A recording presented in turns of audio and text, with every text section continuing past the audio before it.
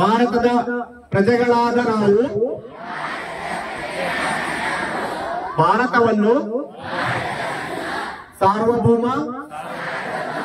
ಸಮಾಜವಾದಿ, ಜಾತ್ಯತೀತ, ಪ್ರಜಾಸತ್ತಾತ್ಮಕ ಗಣರಾಜ್ಯವನ್ನಾಗಿ ರೂಪಿಸುವುದಕ್ಕಾಗಿ ಭಾರತದ ಎಲ್ಲಾ ಪ್ರಜೆಗಳಿಗೆ ಸಾಮಾಜಿಕ,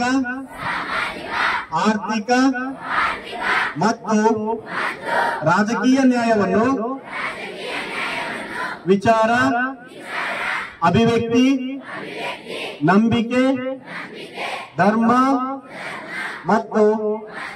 ಉಪಾಸನೆಯ ಸ್ವಾತಂತ್ರ್ಯವನ್ನು, ಸ್ಥಾನಮಾನ ಮತ್ತು ಅವಕಾಶಗಳ ಸಮಾನತೆಯನ್ನು ದೊರೆಯುವಂತೆ ಮಾಡುವುದಕ್ಕಾಗಿ ವ್ಯಕ್ತಿ ಗೌರವ,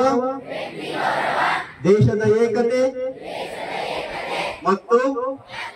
ಸಮಗ್ರತೆಗಾಗಿ ಎಲ್ಲರಲ್ಲಿ ಭ್ರಾತೃತ್ವ ಭಾವನೆಯನ್ನು ಮೂಡಿಸುವುದಕ್ಕಾಗಿ ದೃಢ ಸಂಕಲ್ಪ ಮಾಡಿ ನಮ್ಮ ಸಂವಿಧಾನ ಸಭೆಯಲ್ಲಿ 1949ನೇ ಇಸವಿಯ ನವೆಂಬರ್ ತಿಂಗಳ 26ನೇ ದಿನದಂದು ಈ ಸಂವಿಧಾನವನ್ನು ನಮಗೆ ನಾವೇ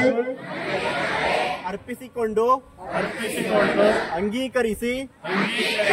ಶಾಸನವಾಗಿ ವಿಧಿಸಿಕೊಂಡಿದ್ದೇವೆ.